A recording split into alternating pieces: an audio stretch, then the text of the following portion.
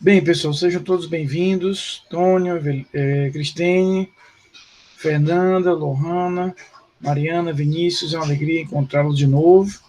Nós hoje vamos seguir com o nosso estudo das prisões. A gente conversou sobre prisões na terça-feira, né? Lembrando que na terça-feira a gente falou sobre a estrutura constitucional dessas prisões e falamos especificamente sobre a prisão em flagrante.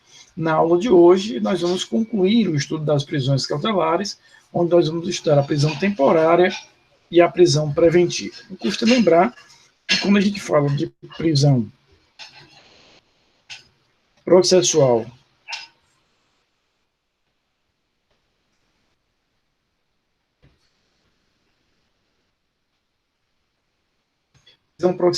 provisória ou cautelar, nós temos três espécies, né? A prisão em flagrante, nós já vimos na aula passada, a prisão temporária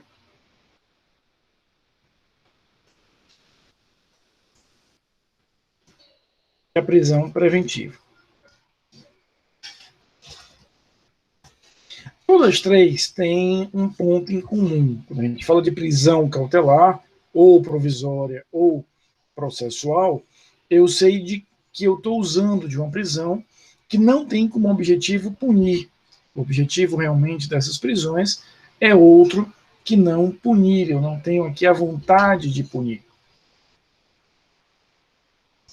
É diferente da lógica que a gente tem lá na prisão penal, em que ela é decorrente da sentença penal condenatória transitada em julgado. Então, quando eu lanço mão da prisão para acautelar, né, para salvaguardar, para proteger, o meu interesse aqui é proteger sociedade, processo ou direito penal. Então, estou buscando aqui efetivamente a proteção da sociedade, do processo ou do direito penal. Esse é o grande objetivo que a gente vai visualizar aqui. Vimos, só relembrando, pegando o gancho, Freitas, seja bem-vindo, querido, fico feliz aí com a sua volta, espero que esteja tudo bem com você, com os seus pais, né? É sempre uma alegria para a gente lhe recebê-lo, viu? Recebê-lo aqui, sabendo que as coisas estão melhorando, e se Deus quiser, tudo isso aí já passou. Ficamos todos muito felizes de tê-lo aqui conosco. Vamos lembrar um pouquinho que nós conversamos na última aula. André, seja bem-vindo. Felipe também. Nós falamos sobre prisão em flagrante e nós vimos que a principal característica da prisão em flagrante é que ela vai dispensar, ela vai prescindir da ordem judicial. Então, a gente viu que a prisão em flagrante é aquela prisão em que o fato se sobrepõe, eu não preciso efetivamente de uma ordem judicial prévia, porque o próprio fato vai se impor. Temos aqui, efetivamente, a estrutura, a ideia da prisão em flagrante é que ocorrerá um evento e esse evento, se for encaixado em uma daquelas hipóteses que nós conversamos do artigo 302, representará efetivamente as hipóteses nas quais ou pelas quais a gente vai trabalhar com a prisão nessa natureza. Hoje nós vamos falar da prisão temporária e da prisão preventiva, identificando aí cada uma das hipóteses de utilização, identificando quando e como as utilizar e, principalmente, quais são as características entre cada uma delas. Primeira coisa, o que há de comum entre a prisão temporária e a prisão preventiva? Ambas são oriundas de uma ordem judicial. Então, tanto a prisão temporária quanto a prisão preventiva nascem de uma ordem judicial. Então, aqui a gente já consegue fazer uma separação muito clara entre a natureza da prisão em flagrante e a natureza da prisão temporária e preventiva. Isso vai ser sobremodo importante, Lohana, na próxima aula, quando nós formos falar de liberdades, os instrumentos de liberdade. A gente vai ver que faz muita diferença para que eu possa identificar na prática que tipo de instrumento processual eu vou utilizar para garantir a liberdade daquele determinado preso, ser a prisão oriunda de uma prisão em flagrante ou de uma prisão decorrente de ordem judicial. Então, as duas prisões da aula de hoje, prisão temporária e a prisão preventiva, são prisões que nascem da intervenção judicial, eles nascem de uma ordem judicial. Então, a prisão em flagrante, como nós conversamos na terça-feira, o controle judicial, ele é todo posterior. A prisão temporária e a prisão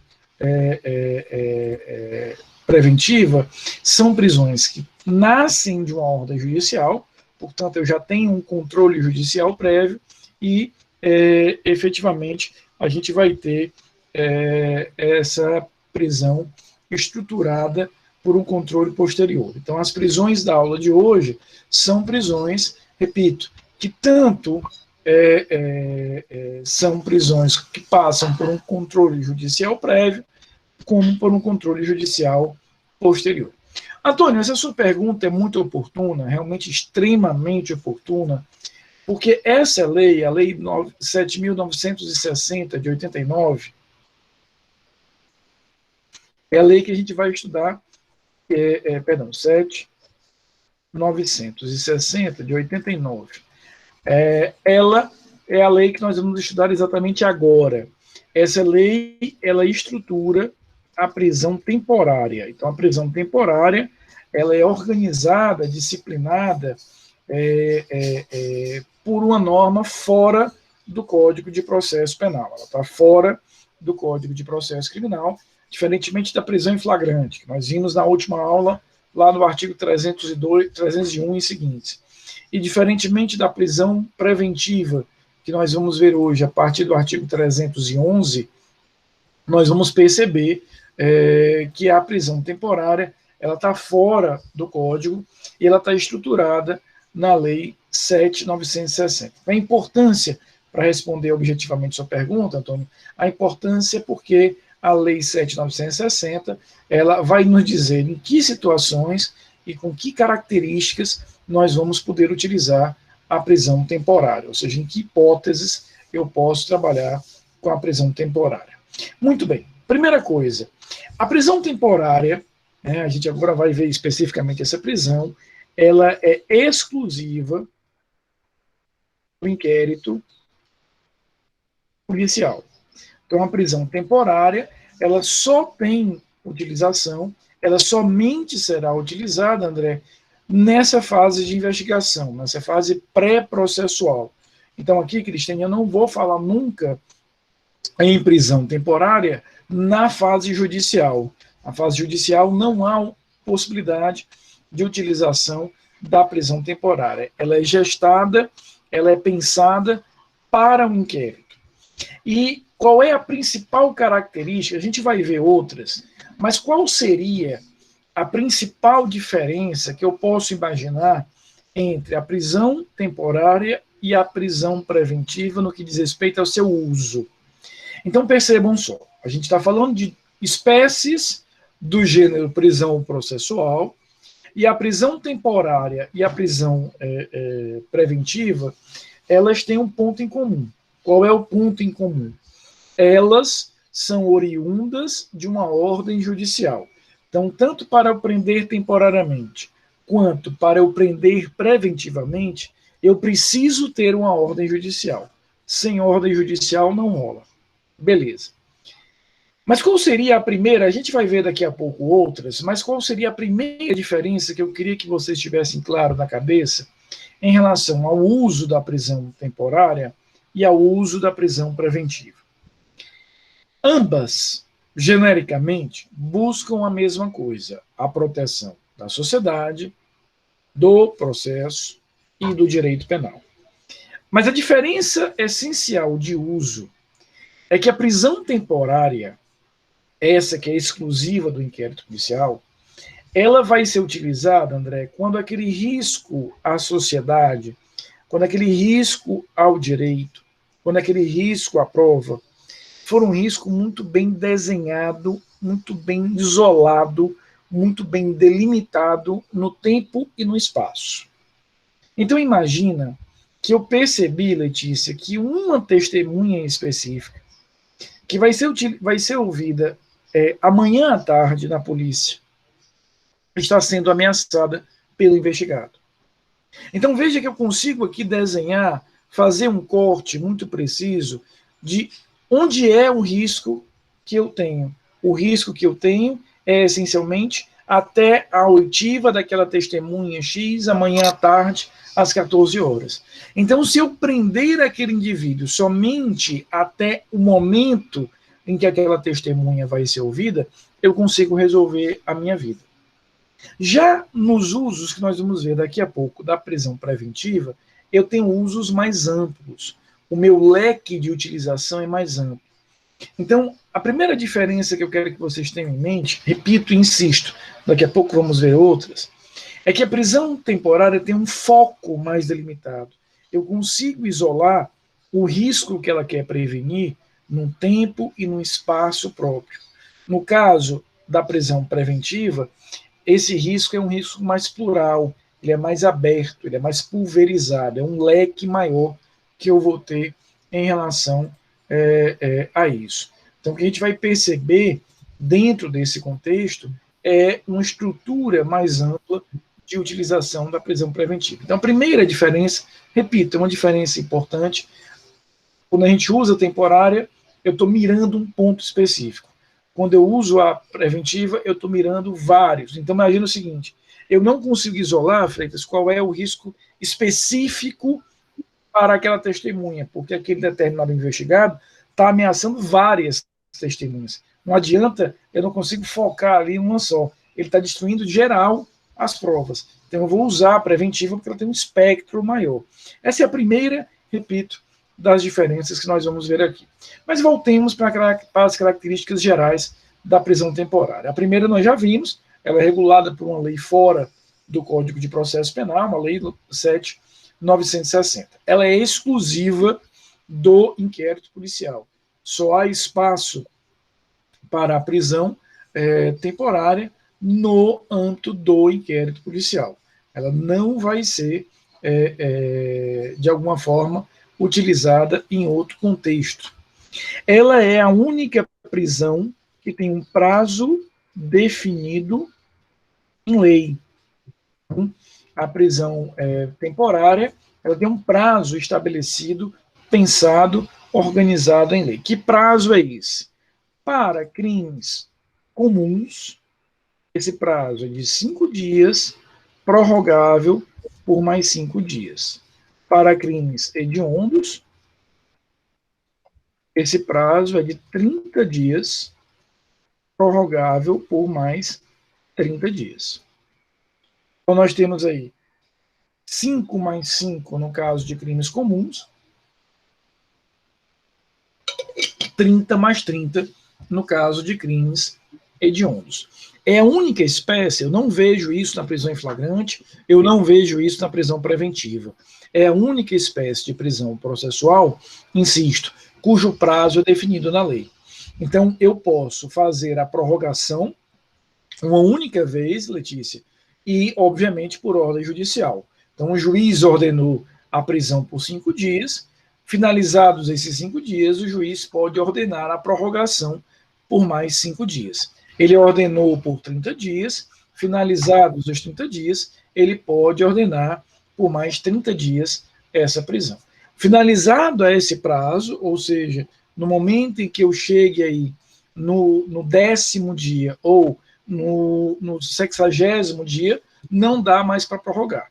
Então, a prisão temporária, ela, repito, ela tem um prazo específico, ela admite uma prorrogação por igual período, mas depois ela não pode mais ser prorrogada. Aí vocês poderiam me perguntar, Rafael, mas se eu chegar no final desses prazos, boa noite, querida, seja bem-vinda. Eu respondi seu torpedo, viu? Acho que você deve ter visto. Se eu chegar no final desse prazo, e eu ainda sentir de alguma forma, André, a necessidade de manter aquele preso, aquele indivíduo preso, eu vou ter que verificar se, no caso concreto, estão presentes os requisitos da prisão preventiva. Se estariam presentes os requisitos da preventiva, porque a temporária já não tem mais como. Ou seja, a temporária pode, ela admite, aí repito, essa prorrogação, mas apenas uma prorrogação, e aí ela vai exaurir por completo a possibilidade de qualquer outra espécie de prorrogação. Então, eu tenho 5 mais 5, eu tenho 30 mais 30, e com isso encerro completamente a possibilidade de utilização da prisão temporária. Se eu precisar, de alguma forma, manter a custódia daquele preso, eu vou precisar decretar a prisão preventiva e, claro, desde que presentes os requisitos da preventiva, que a gente vai ver daqui a pouco, lá nos artigos 312 e 313 do Código de Processo Penal. Então, características essenciais à prisão temporária. Ela só existe durante o inquérito policial, ela não tem cabimento durante a ação penal, ela tem um prazo definido, não tem um prazo definido, e o uso dessa prisão, ele é definido nas hipóteses do artigo 1º da Lei 7.960.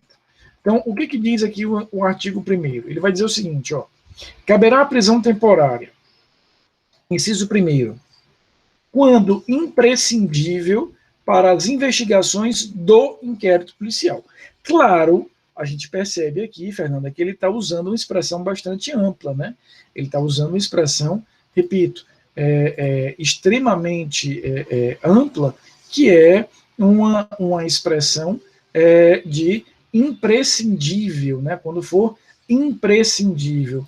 Show! Mas o que é imprescindível? Em que contexto eu tenho essa imprescindibilidade? O juiz, ao decretar a prisão, ele se obriga a declarar, a deixar muito claro ali o porquê daquela prisão ser ou não ser imprescindível. Então ele vai dizer o seguinte, olha, há elementos de prova, existem elementos robustos de prova, através da prova X, Y e Z, que a gente vai ter, dentro desse contexto, a possibilidade de entender que há uma testemunha sendo ameaçada. Ou um outro caso que é muito comum, imagina, por exemplo, que será deferida a realização de uma busca e apreensão. E eu tenho elementos seguros de prova que dizem, Lohana, que aquele alvo da busca e apreensão, ao ser deflagrada essa diligência, porque ele já desconfia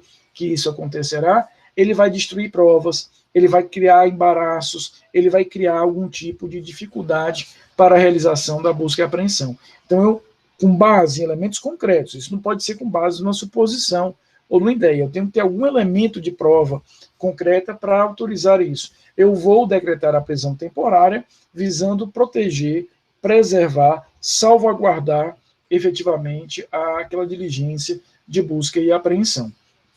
Então, a primeira hipótese de utilização da prisão temporária seria quando ela se mostrar indispensável, imprescindível para alguma parcela, parte, aspecto da investigação. O inciso 2º diz que eu vou usar a prisão temporária quando o indivíduo, quando o indiciado não tiver residência fixa ou fornecer elementos, ou não fornecer elementos necessários ao esclarecimento de sua identidade. Então, nesse caso, o que eu vou ter? Eu vou prender aquele determinado indiciado, André, para que eu possa ter ali a possibilidade de realizar melhor a sua identificação. A identificação civil tem alguma dúvida sobre ela, eu vou precisar fazer a identificação criminal e eu lanço mão dessa prisão. Isso aqui seria justificado em casos muito extremos, quando, por exemplo, eu percebo que aquele determinado indiciado já usou 3, 4 identidades diferentes. Aquele indiciado já se apresentou, por exemplo, com nomes distintos, com documentos distintos. Precisamos lembrar que, do ponto de vista prático, o inciso 1º é muito mais usual para fundamentar prisões temporárias do que o inciso 2º. O inciso 2º é raro em relação a isso. Agora, o que é importante?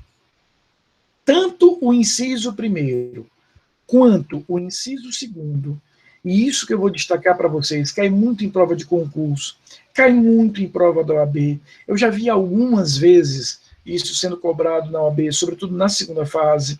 O que eu tenho aqui?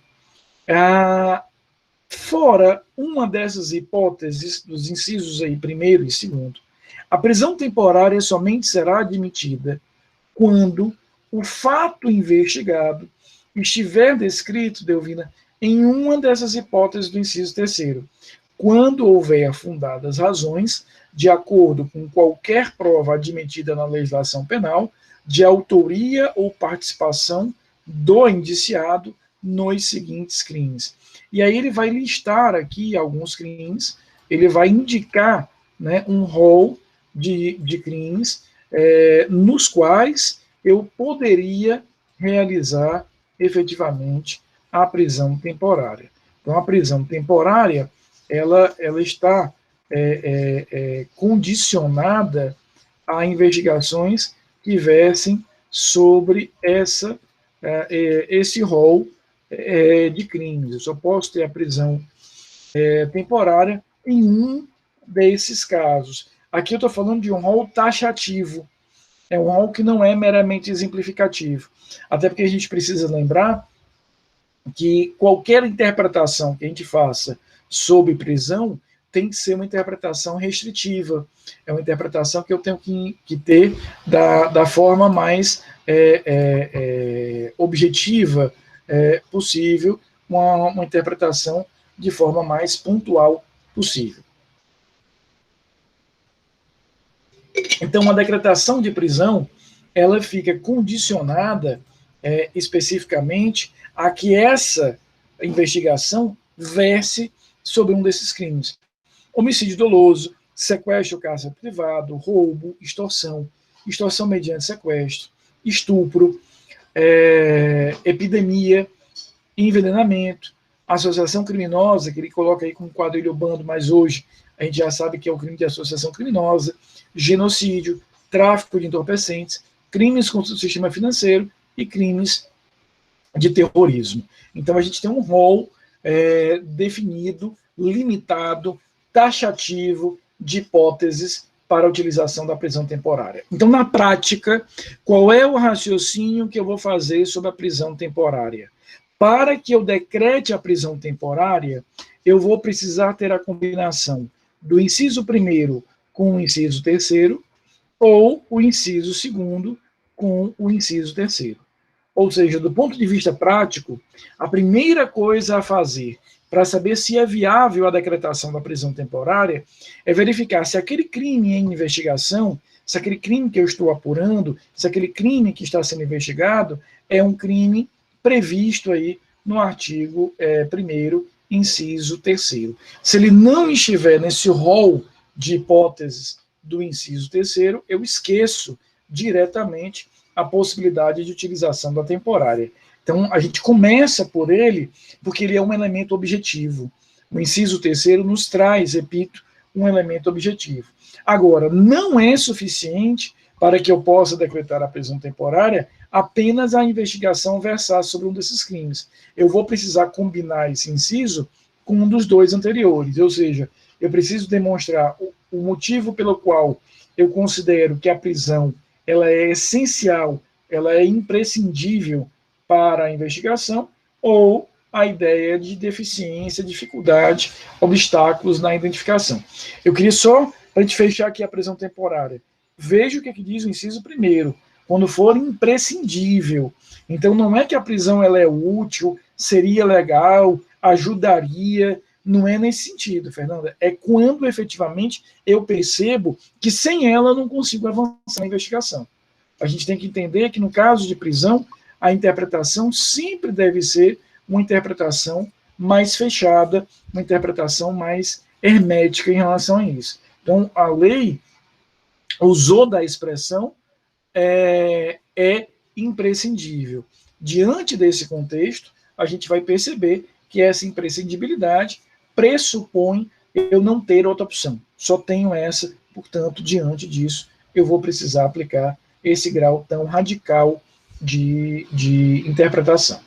Então, características essenciais da prisão temporária. Primeiro, voltando àquela questão que o Antônio nos trazia, é a única prisão processual cuja disciplina está fora do Código de Processo Penal. Ela é organizada pela Lei 7.960. Primeira coisa. Características essenciais da prisão temporária. Primeiro, é uma prisão que ocorre apenas durante o inquérito, apenas durante essa fase de investigação. Ela não ocorrerá durante a fase de ação penal. Segundo, ela é a única prisão processual cujo prazo é prefixado em lei.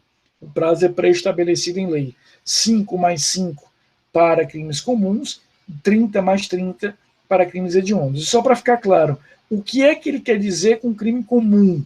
O que é que o legislador quer dizer com crime comum? Crime comum será todo aquele que não estiver indicado como crime hediondo, portanto, não fizer parte lá do rol de crimes previstos na Lei 8.072. A Lei 8.072 é a lei que define, que indica, que lista os crimes hediondos. Então, no caso de crime hediondo, eu tenho aí um prazo de 30 mais 30. Então, primeiro, crime comum, 5 mais 5, caso de crime hediondo, 30 mais 30. E ele só pode ser utilizado, esse tipo de prisão só pode ser utilizado nessas circunstâncias definidas no artigo 1º. Eu tenho que identificar que o meu crime está em um desses listados no inciso 3º e tem que existir um dos elementos aí do inciso 1º e do inciso 2º. Então a gente percebe aqui que a prisão temporária é uma prisão muito bitolada, né? Ela é muito fechada para aquele momento, com uma utilidade muito própria de garantir a efetividade, a melhor atuação do inquérito, da investigação em si. Eu pergunto a vocês, até aqui está ok? Alguma dúvida? Podemos avançar para a prisão preventiva. A prisão preventiva, sob determinado aspecto, ela é uma das mais importantes, ou a mais importante, porque ela é a mais abrangente. Temporalmente, é aquela que vai ter maior espectro. Porque vamos fazer aqui um raciocínio para a gente começar a fechar alguns pontos no nosso estudo sobre prisões. Primeira coisa, a prisão em flagrante, ela é aquela prisão do momento, né, da emergência. Repito, vem do flagrante, vem do latim flagrar, aquilo que está em chamas, está pegando fogo e etc. Prendo aquele cara, conforme a gente viu na terça-feira, autuo ali o flagrante, faço a autuação do flagrante, comunico o juiz, e o juiz verifica, diante das opções lá do artigo 310, o que ele vai fazer. Se ele vai relaxar a prisão, por considerá-la ilegal, se ele converte em prisão preventiva, que a gente vai ver agora, ou se ele concede uma liberdade provisória. Então, vimos que a prisão em flagrante é uma prisão muito fugaz, porque ela só vai durar até aquele momento em que eu comunico ao juiz e o juiz escolhe, opta por um desses três caminhos. A prisão temporária, a gente acabou de ver, e nós vimos que a prisão temporária também é uma prisão com data de validade, que só vai ter espaço, repito, no inquérito policial, ela não tem espaço em outro momento, e ela tem um prazo pré-estabelecido, pré-fixado. Então, também ela tem uma duração máxima aí de 60 dias, ou seja, o pior cenário, o cenário mais radical para a utilização da prisão temporária é esse prazo aí de 30 mais 30, fechando aí em 60. Agora, o que nós vamos ter? A prisão preventiva, ela acaba tendo um espectro temporal mais largo, porque ela tanto pode ser utilizada durante a investigação, durante o inquérito policial, como ela pode ser utilizada no desenvolvimento da ação penal. Então, a primeira característica é que é uma prisão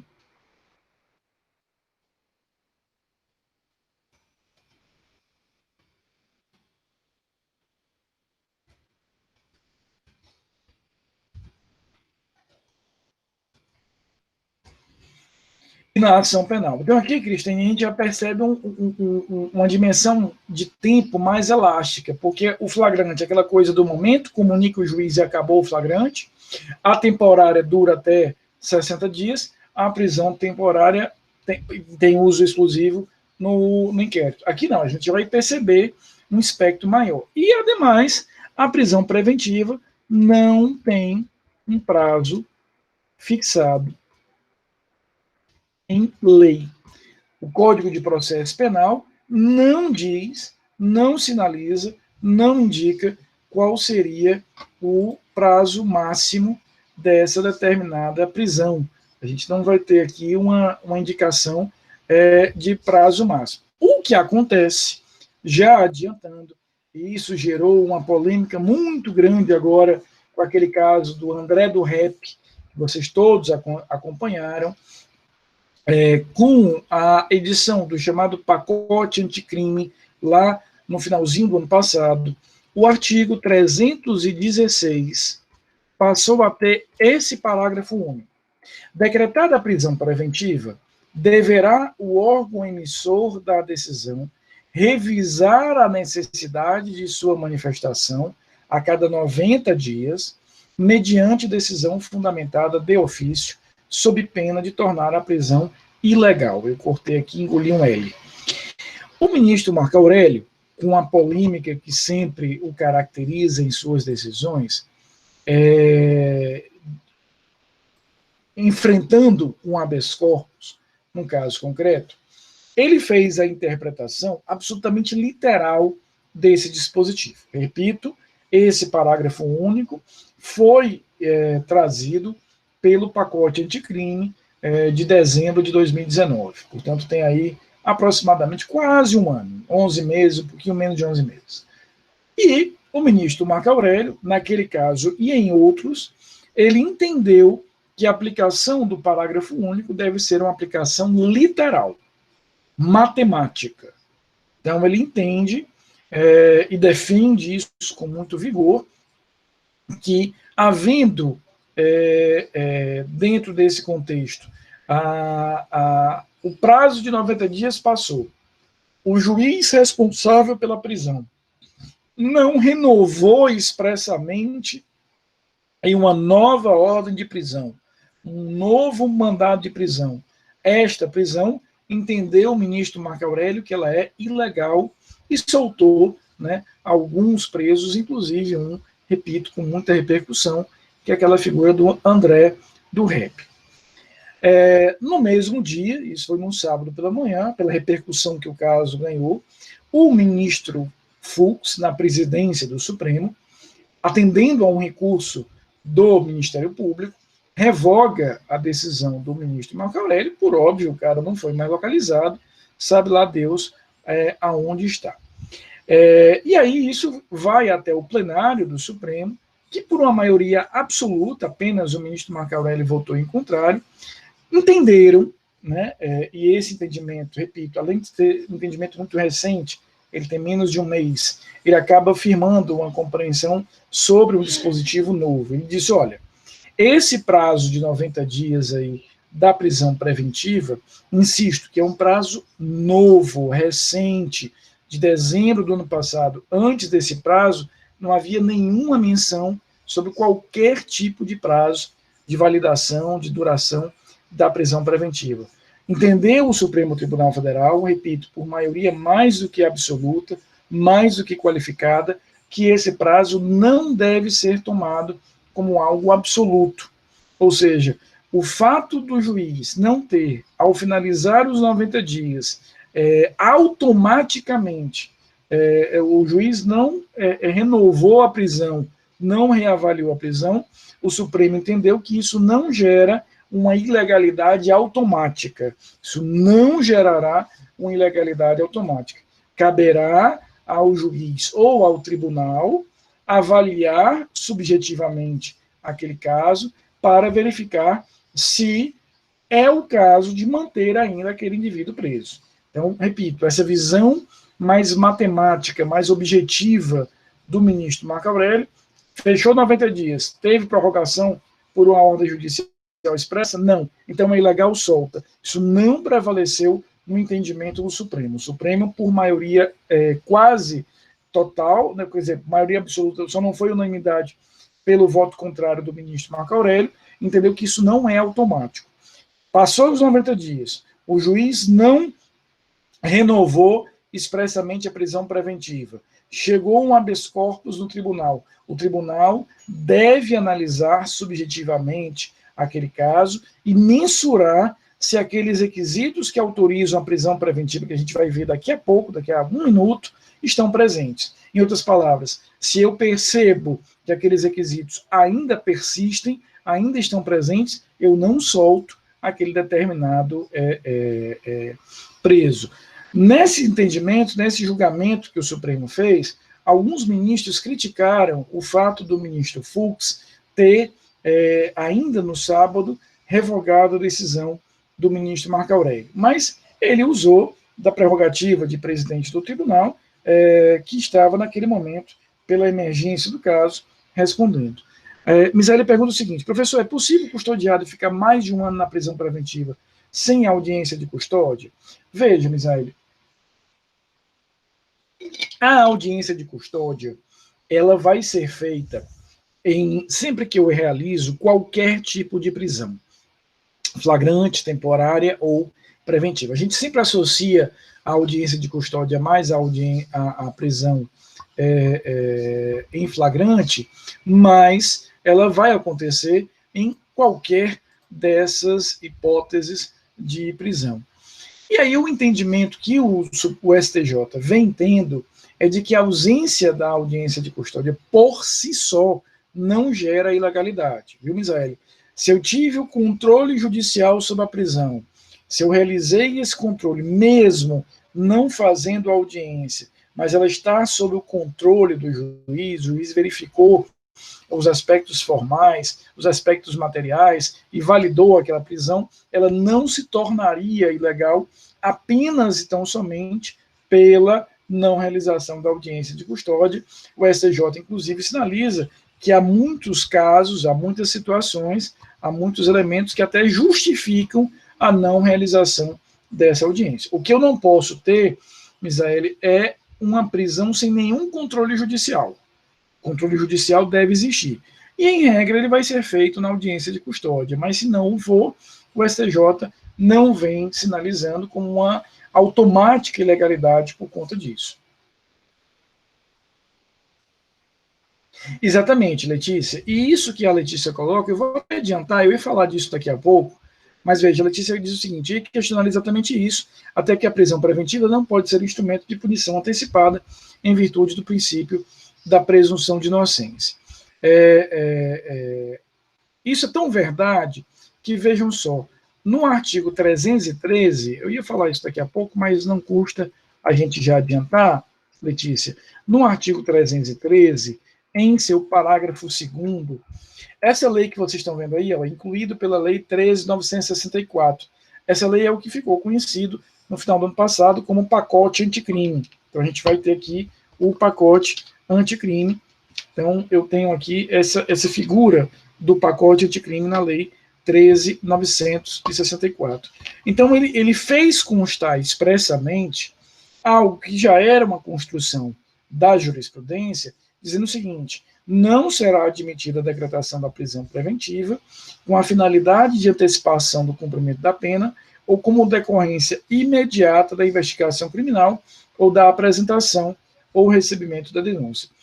Na verdade, esse parágrafo 2º, de certa forma, ele vai chover no molhado, porque esse entendimento, apesar de não estava expressamente no Código de Processo Penal, já era bastante sedimentado na jurisprudência. Então, aproveitou-se essa alteração legislativa advinda com o pacote anticrime para fixar isso no dispositivo legal. Então, o que ele está dizendo é o seguinte: olha, as hipóteses de prisão preventiva que nós vamos ver agora estão descritas aí no artigo 312 e 313. Nessas hipóteses eu posso prender, beleza, mas eu não posso prender apenas para antecipar uma pena, apenas com uma decorrência automática e imediata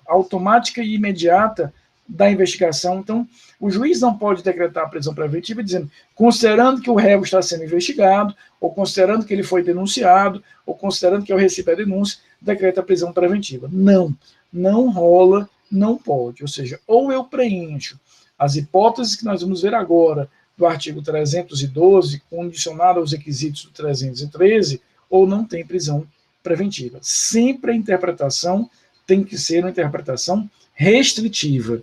É muito comum, e os tribunais reconhecem com muita claridade a ilegalidade dessas prisões, determinadas prisões que são decretadas com o fundamento de garantir que haverá uma respeitabilidade da justiça, garantir a execução da justiça, garantir que a justiça criminal tenha respeitabilidade pública, tenha efetividade. Nada disso é fundamento idôneo para a decretação da prisão preventiva. Porque para que eu decrete essa prisão, eu preciso estar, veja, em uma dessas hipóteses do 312. O 312 caput foi reescrito pelo pacote anticrime. Ele é reescrito pela Lei 13.964, mas ele não alterou a sua essência. Tá? Então, a estrutura que nós tínhamos de prisão preventiva antes, ela, no que diz respeito à sua essência, ela continua existindo aí no caput do 312. A diferença foi apenas que ele enfatizou, o legislador que aproveitou para enfatizar determinados aspectos que já eram consolidados na jurisprudência. Então, olha o que diz aí o caput do 312, eu vou ler todo com vocês, depois a gente vai dividindo aqui em algumas partes importantes. A prisão preventiva poderá ser decretada como garantia da ordem pública, da ordem econômica, da conveniência da instrução criminal ou para assegurar a aplicação da lei penal, quando houver prova da existência do crime e indício suficiente de autoria e de perigo gerado pelo estado de liberdade do imputado, que foi acrescentado pelo pacote anticrime. Essa parte final, essa parte aí, ó, e de perigo gerado pelo estado de liberdade do imputado, isso não existia na redação anterior do Código de Processo Penal. Foi inserido no ano passado. Aqui o que o legislador quis foi enfatizar, foi deixar muito claro que eu somente admito, eu somente permito, eu somente autorizo a prisão preventiva quando existir claramente um risco concreto próprio de elaboração, de realização da prisão, da liberdade daquele indivíduo.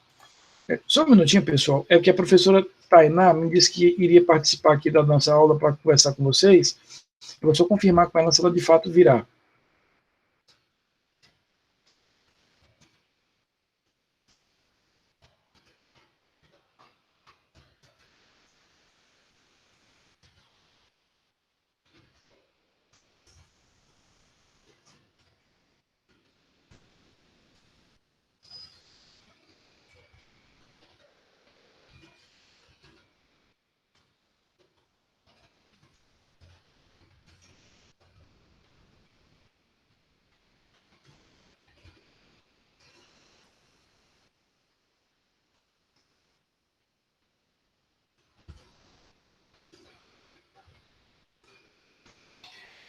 É porque elas estão passando, as professoras do tutorial acadêmico, para conversar um pouquinho com vocês. Eu vou ver aqui se ela ainda vai entrar. Mas sigamos. Então, o que houve aí com o pacote anticrime foi só o acréscimo dessa parte final para enfatizar, para deixar muito claro a ideia de que eu só posso decretar a prisão se houver um risco concreto para a liberdade. Vamos agora dissecar, vamos dividir o caput aqui do 312. Primeira coisa, veja que ele exige a comprovação de materialidade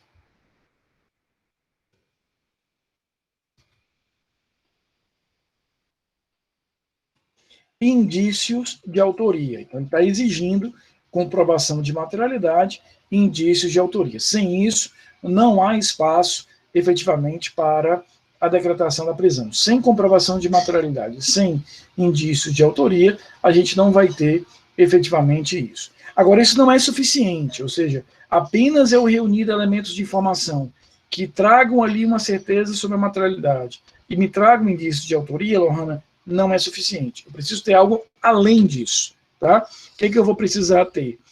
Eu preciso demonstrar efetivamente, que a gente vai, dentro desse contexto, a ter uma atuação, insisto, de que aquela prisão é necessária, é importante, ela é fundamental para. Aí ele vai dizer aí, ó, garantia.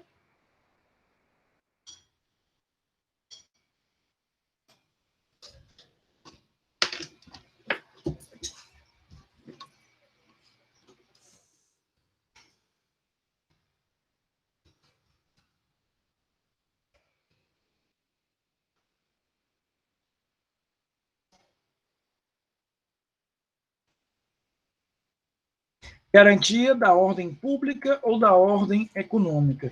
Quando ele fala em garantia da ordem pública e da ordem econômica, ele está especificamente, diretamente falando em quê? Em proteção da sociedade. Ele está querendo proteger a sociedade no sentido estrito. Então, garantia da ordem pública vai ser caracterizada quando eu perceber, por exemplo, Rafael, que aquele indivíduo está praticando vários crimes. O cara praticou um crime, depois outro, depois outro.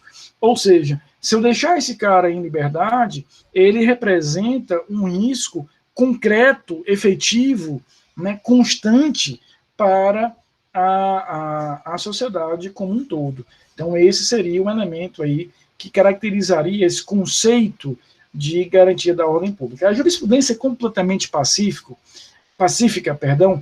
de dizer que não é um fundamento da ordem pública, não garante a ordem pública, eu indicar coisas como eu preciso prender o cara para garantir a vida dele, ou para dar credibilidade à justiça. Nada disso se encaixa no conceito de ordem pública.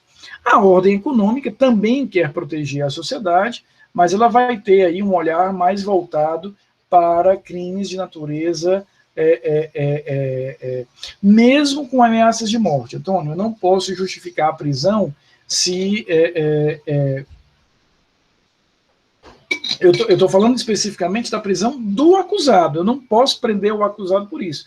O que eu posso fazer, Antônio, é, ou de alguma forma, incluí-lo em algum programa de proteção, coisa que funciona muito brevemente, ou, né, eu posso decretar a prisão, eventualmente, de quem o está ameaçando. Né? Então, para protegê-lo, eu posso investigar e decretar a prisão de quem o está ameaçando. Mas eu não posso prendê-lo com o objetivo de protegê-lo. Né? Se ele, de alguma forma, não oferece claramente, concretamente, um risco à sociedade, não há por que eu prendê-lo dentro desse contexto.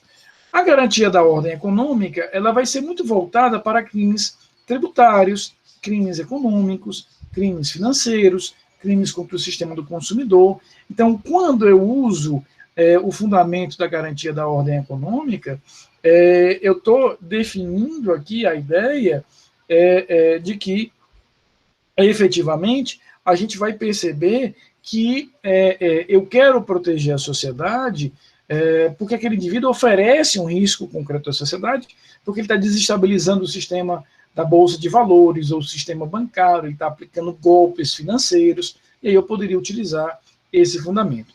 Mas aí, avançando no 312, quando ele fala que ele também vai decretar a prisão para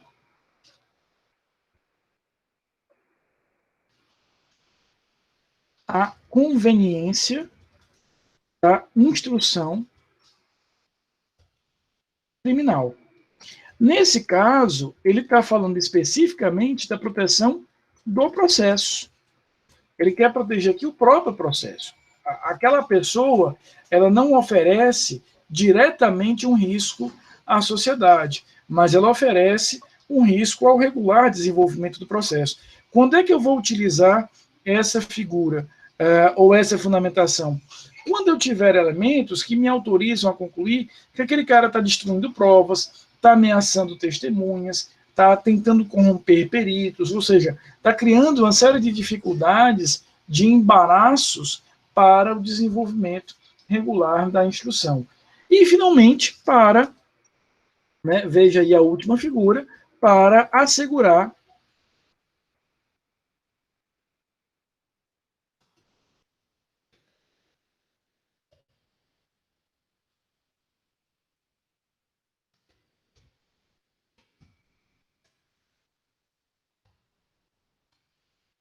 ele vai assegurar a eficiência do direito penal. Quando ele diz aí para garantia ou para assegurar a aplicação da lei penal, ele quer proteger a eficiência do direito penal.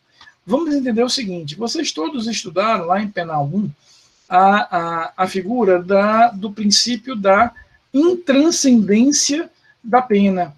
Então, o princípio da intranscendência da pena nos diz, nos sinaliza de que nós vamos ter a pena como algo pessoal.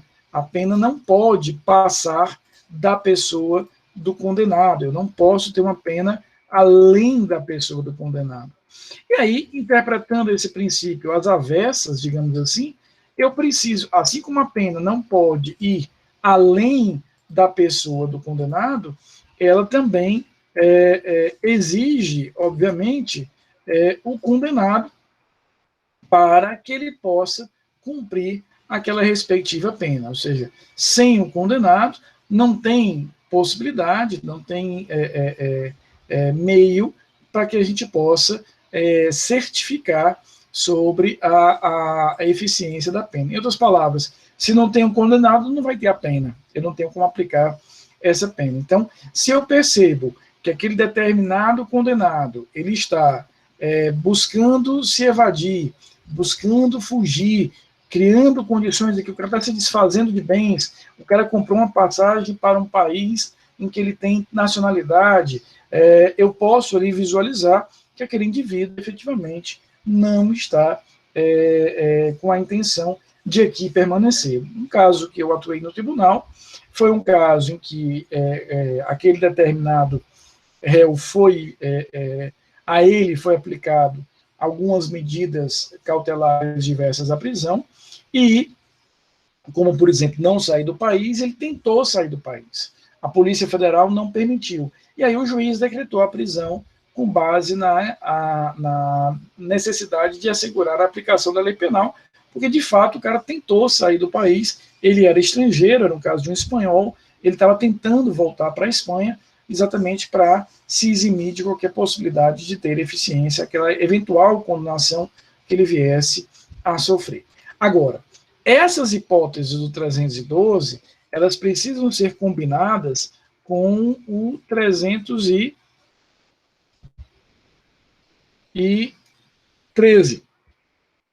Então, veja aqui o que nos diz o 313. Ele vai dizer no caput: nós temos o artigo 312 deste Código, será admitida a decretação da prisão preventiva. Inciso 1º.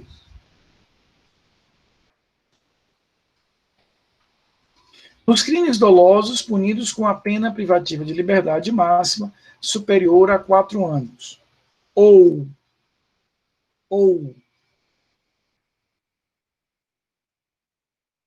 tiver sido condenado por outro crime doloso em sentença transitada em julgado. Ou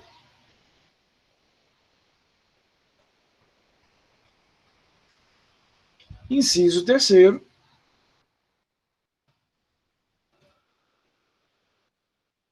esse inciso é o 3º, é porque eu cortei aqui, no copiar e colar, acabou cortando aqui um izinho. Se estiver... Não, foi mal, é que eu copiei o 2º mesmo, perdão. O inciso 3º, que nos diz isso aqui, ó. Se o crime envolver violência doméstica e familiar contra a mulher, criança, adolescente, idoso, enfermo ou pessoa com deficiência para garantir a execução das medidas protetivas de urgência. Então, para que eu decrete a prisão temporária, eu preciso ter o artigo 312, uma daquelas hipóteses, garantia da ordem pública, garantia da ordem econômica, instrução criminal, aplicação da lei penal, ou um ou outro, né, uma daquelas 4 motivações, mais uma dessas hipóteses do artigo 313. Aqui é o inciso 1º, ou o inciso 2º, ou o inciso 3º. Ou seja, para que eu decrete a prisão preventiva, eu tenho que demonstrar que ela é necessária para a garantia da ordem pública, ou da ordem econômica, ou da instrução criminal, ou para assegurar a aplicação da lei penal, mas tem que estar também presente um desses requisitos aí do artigo 313. A pena tem que ser superior a 4 anos, o indivíduo tem que ser reincidente ou ele tem que estar em uma dessas hipóteses aí do inciso 3º, quando você tiver efetivamente esses graus aí de violência. Há também uma novidade, né, que o Código acaba recebendo aí do pacote anticrime, que é dizer que a decretação sempre deve ser motivada. Aqui, realmente, ele choveu no molhado, né, porque a Constituição já dizia que qualquer decisão judicial precisa ser motivada. A diferença é que o Código passou a indicar agora o que ele vai considerar como não motivada. Então, veja aí, parágrafo 2º, não se considera fundamentada qualquer decisão judicial, seja ela interlocutória, sentença ou acórdão, que limitar-se à indicação, à reprodução ou à paráfrase de ato normativo, sem explicar sua relação com a causa. Ou seja, ele simplesmente diz, decreta a prisão com base no artigo 312, sem explicar por que naquele caso o indivíduo preencheria aí o requisito do 312. Empregar conceitos jurídicos indeterminados sem explicar o motivo concreto de sua incidência. E ele segue. Invocar motivos que se prestariam a justificar qualquer outra prisão. 4. Não enfrentar todos os argumentos deduzidos no processo capazes de, em tese, infirmar a conclusão adotada pelo julgador. 5. Limitar-se a invocar precedente ou enunciado de súmula sem identificar seus fundamentos determinantes, sem demonstrar que o caso sob julgamento se afasta em relação àquele que está sendo julgado. Aqueles fundamentos. E 6, deixar de seguir enunciado de súmula, jurisprudência ou precedente invocado pela parte sem demonstrar a existência de distinção do caso em julgamento. Todos esses incisos eu posso resumir para vocês da seguinte forma. O que o legislador quer dizer aqui é que eu não posso ter a decretação da prisão preventiva feita com um carimbo. Eu não posso ter o que ainda é comum, por mais que haja, repito, ações para coibir isso, inclusive no ano passado, o Tribunal de Justiça instaurou um procedimento administrativo disciplinar contra um juiz por conta disso, ou seja, ele simplesmente reproduzia a mesma ordem de prisão preventiva em todos os casos. Era um copiar e colar, era um grande carimbo. Ali você não conseguia, se você pegasse aquela decisão dele, ela se encaixava em qualquer caso. Isso não é decisão fundamentada. A decisão fundamentada não é uma decisão que se encaixa em qualquer um. Eu preciso ter ali 1, 2, 3 parágrafos que sejam, que demonstrem a adesão ao caso concreto. Ou seja, por que aquele indivíduo... Tudo bem, a gente sabe, a gente acabou de ver que o artigo 312 diz que eu autorizo a prisão preventiva sempre quando for necessária para garantir a ordem pública. Não há nenhum problema em relação a isso. Agora, eu preciso deixar claro porque que naquele caso concreto, aquele determinado indivíduo estaria a ofender ou a oferecer um risco à ordem pública se ele efetivamente tivesse a liberdade mantida. Ou seja, todos esses incisos, apesar de tratarem de elementos diferentes, eles enfatizam o mesmo ponto, que é a necessidade do julgador de, na decisão, naquele determinado tipo de mandamento judicial, deixar claro o porquê, efetivamente, da necessidade dessas prisões. Para nós encerrarmos por hoje, o Código de Processo Penal, em 2011, ele passou a contar com uma válvula de escape para as hipóteses em que o juiz percebe que é necessário proteger a sociedade, o direito ou o processo, mas não é necessário usar a prisão. Antigamente, quando eu digo antigamente, eu estou exagerando, porque na verdade é até 2011, ou seja, antes de 2011, o juiz não tinha meio termo. Ou ele deixava o indivíduo em liberdade, ou ele decretava a prisão preventiva. Repito, ele não tinha aqui qualquer possibilidade de meio termo em relação a isso. Ou era uma coisa, ou era outra. Em 2011, o legislador cria, no Código de Processo Penal, o que nós vamos chamar de medidas cautelares diversas da prisão. Elas funcionarão como um meio termo entre a liberdade plena, sem nenhuma condição, e a prisão. Eu vou utilizar as medidas cautelares diversas da prisão sempre quando eu perceber que eu preciso tomar alguma medida, mas que não precisa ser a prisão. Outras resolvem. Com outras medidas intermediárias, menos drásticas, menos graves, eu consigo efetivamente gerar aí a mesma proteção à sociedade, ao processo, ao direito que eu pretendia. Que medidas são essas? Veja aí o inciso primeiro. Comparecimento periódico em juízo, no prazo, nas condições fixadas pelo juiz, para informar suas atividades. Inciso segundo.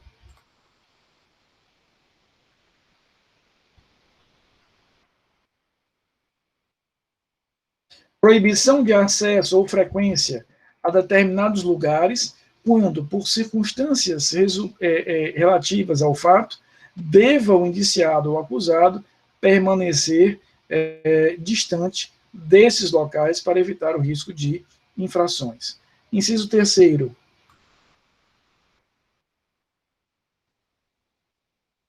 Proibição de manter contato com pessoa determinada, quando, por circunstâncias relacionadas ao fato, deva o indiciado ou acusado dela permanecer distante.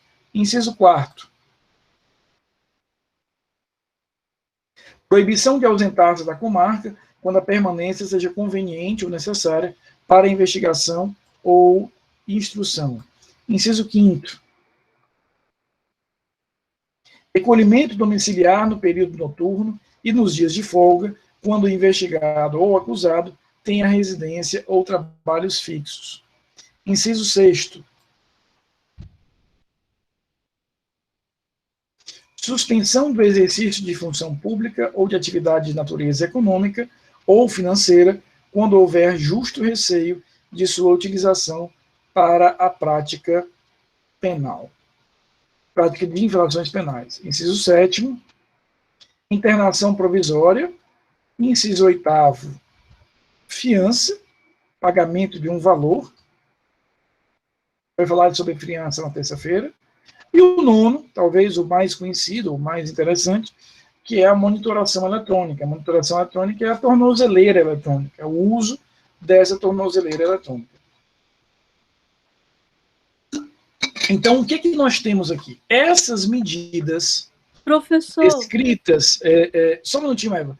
Essas medidas descritas aí no artigo 312 funcionam como uma alternativa ao juiz no caso concreto. O objetivo de utilizar uma dessas medidas e o objetivo de utilizar as prisões são comuns, é o mesmo objetivo. Qual é? Proteger a sociedade, proteger processo, proteger direito penal. O que o juiz vai verificar no caso concreto é se ele precisa, de fato, decretar a prisão para chegar nesse objetivo, ou se uma dessas medidas é suficiente. E a relação entre as medidas cautelares diversas da prisão e a prisão é uma relação de mão dupla. É uma relação aqui claramente de mão dupla, ou seja, o juiz pode fixar uma das medidas cautelares, perceber, por exemplo, que ela não está funcionando e converter em prisão preventiva. Ou o contrário, ele pode começar na prisão preventiva, ver que já não tem mais necessidade e converter em uma das medidas cautelares diversas da prisão. Pois não. Eu não entendi o inciso 7º. O inciso 7º é a internação provisória do acusado nas hipóteses de crimes praticados com violência ou grave ameaça, quando os peritos concluírem ser ele inimputável ou semi-imputável.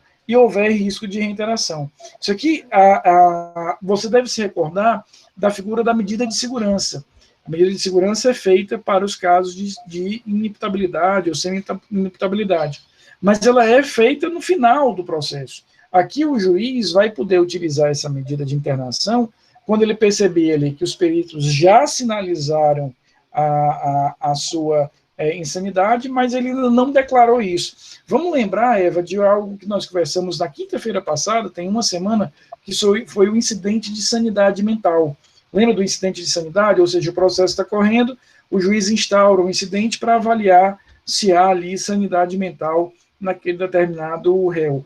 Ele percebe que não há, mas o processo não acabou ainda. Ele cautelarmente, para evitar que aquela pessoa esteja no convívio social, ele acaba por decretar uma internação cautelar, uma internação provisória em relação a isso. Então, a gente vai perceber aqui, efetivamente, que essa internação vai ser feita antes do final do processo. O juiz ainda não declarou absolvido, por exemplo, pela inimputabilidade, mas ele percebe que existe ali a necessidade de afastamento provisório, cautelar daquele determinado indivíduo, por ele estar oferecendo risco pelo seu quadro de semi-inimputabilidade. Então, ele vai ser aplicado nesse caso específico, onde haja aí uma base teórica, uma base probatória, que autorize minimamente esse tipo de quadro.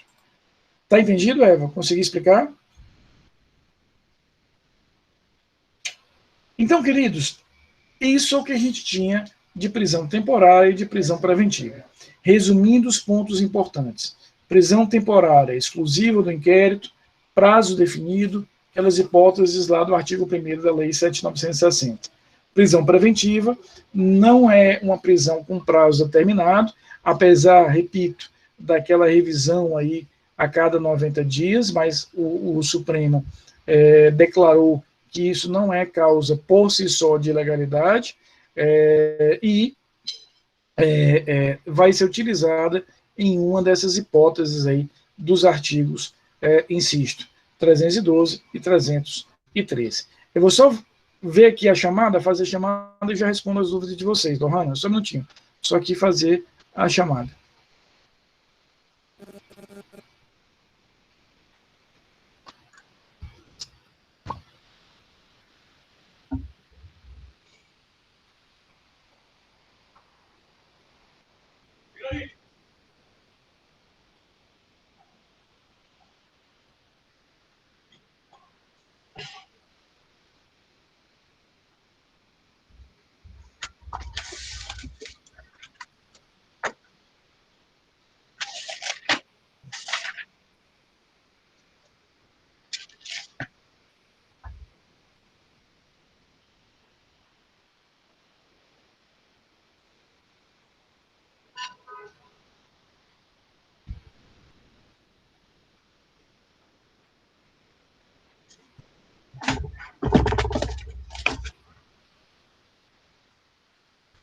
Só um minutinho, já estou aqui concluindo a chamada.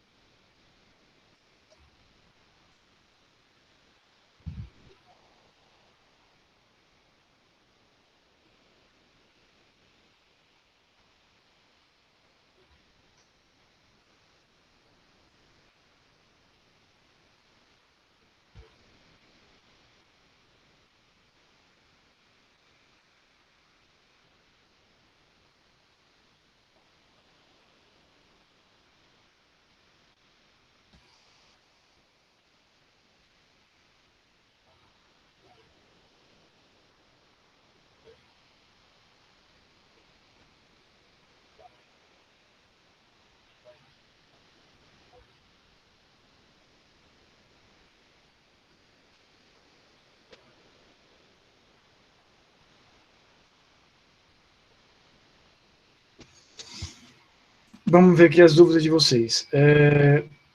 Lohana, a gente vai ver na próxima terça-feira, nossa aula de terça-feira é só sobre isso. Nós vamos ver que há 4 possibilidades de instrumentos que devolvem a liberdade de quem esteja preso. Liberdade provisória, revogação de prisão, habeas corpus e relaxamento. O habeas corpus, portanto, é uma das possibilidades, mas a gente vai ver que há outras, tá? É matéria de terça-feira.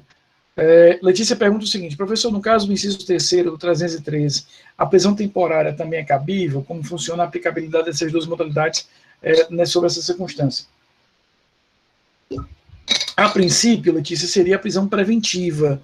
Aqui a gente não vale aquela máxima do quem pode o mais, pode o menos. Não.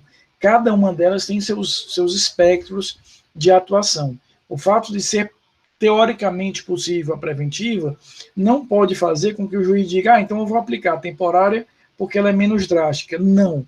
Ele vai ter que aplicar aquela que for cabível, até porque cada uma delas, insisto, tem seus requisitos específicos e especiais. Então, diante disso, a gente não vai poder substituir uma pela outra, né? Então, a gente vai ter que considerar aqui, se cabe a preventiva, que seja realmente utilizada a preventiva, tá bom? A não ser que também estejam presentes os requisitos lá da temporária e o juiz entenda que ela é suficiente para afastar aquele risco que ele quer prevenir com essa determinada custódia. Tá claro? Dúvidas sobre tudo isso que nós vimos? O que a gente vai fazer na terça-feira? Terça-feira, olha que legal. A gente vai concluir na terça-feira todo o nosso conteúdo programático. A gente termina a terça-feira todo o nosso conteúdo programático e nós vamos ver os instrumentos de liberdade. Depois a gente vai fazer nas outras aulas revisão sobre o nosso conteúdo e, se for o caso, se for do interesse de vocês, a gente pode ver matérias aí de outras disciplinas de penal que vocês queiram revisar. Tá? Mas o conteúdo programático que eu devo a vocês, a gente vai concluir na terça-feira, vendo aí, Eva, como desfazer todas essas prisões. Qual o tipo de instrumento que eu tenho para desfazer tudo isso. Tá bom? Fiquem bem, bom final de semana a vocês, um beijo grande e até terça-feira, se Deus quiser.